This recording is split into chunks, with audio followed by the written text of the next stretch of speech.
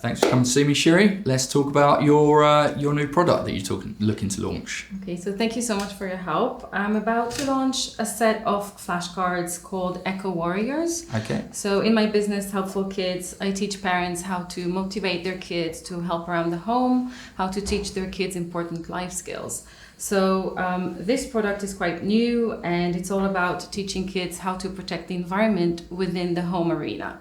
Okay. And it's the first time I'm launching something that's been a bit more designed, a bit more, there's been more investment into this product. So It's really important for me to get the pricing right, especially if I'm thinking long term and having it, in bigger retail places. Before we go to the numbers, Are there maybe some general advice that I need to know about pricing the product? Yeah, absolutely. So I think the first things you need to start really considering is working out what all of the costs are. Now, as I say, we'll get to numbers, presumably we've done that. But once we start looking at those, we can just, I can give you my input on whether I think there's anything missing there. Mm-hmm. Because presumably you're already including your direct suppliers of your seashells, your boxes, the cards, maybe printers in there as well, which is involved in the production of the cards and the boxes. Another key thing to consider is what the margin is you're hoping for. That's obviously the key driver behind the price over and above your cost. And a part of that needs to consider what your overheads are. So those kind of indirect costs, if you like, the things like the marketing, because as soon as you've paid for that, that's paid for. It's not something you're going to build into the cost of each box necessarily.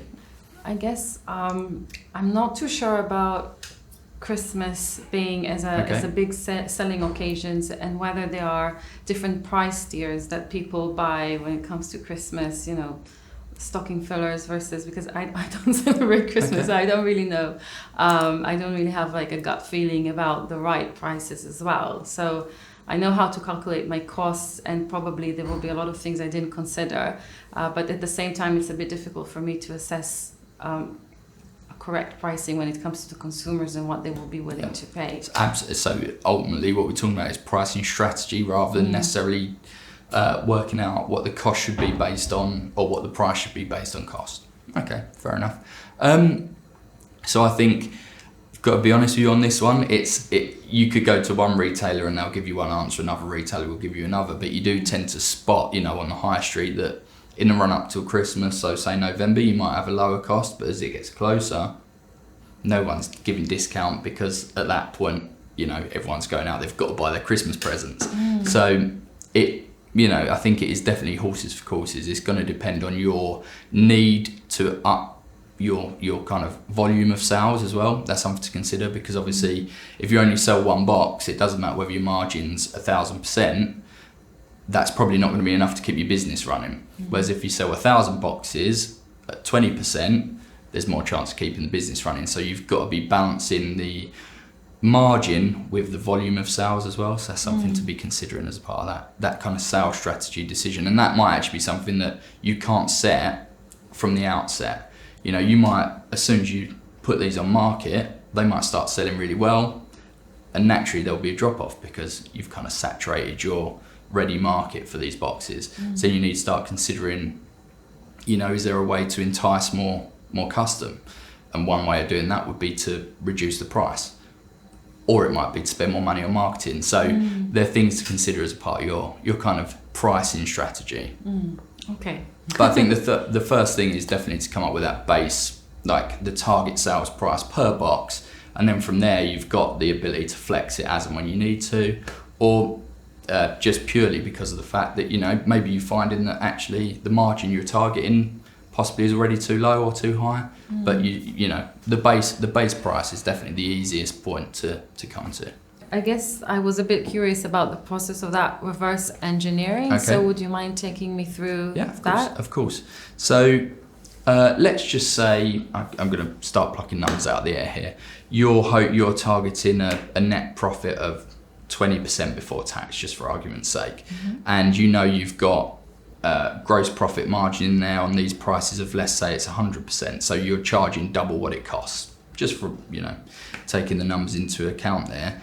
You have to be comfortable that within that sort of 80%, which is the cost that you've got left after your gross profit, that is going to cover all of the other costs of running the business. That might be your telephone bills, it might be your marketing, it might be your rent. These sort of things ultimately need to be covered. Otherwise, you don't actually have a viable business. So they're all things to be built in and considered as a part of your final pricing decision. Does that make sense? Yeah, that makes absolute sense. And how do I decide? So let's say, do I just pluck a number from the air? I want it to be 20%. I want it to be 30%. How do I go about articulating that percentage? That's a very good question, actually. Things to consider is what you actually want to earn from it yourself personally, whether you've made any investment in the startup of the business. If you have, how much return do you want on that?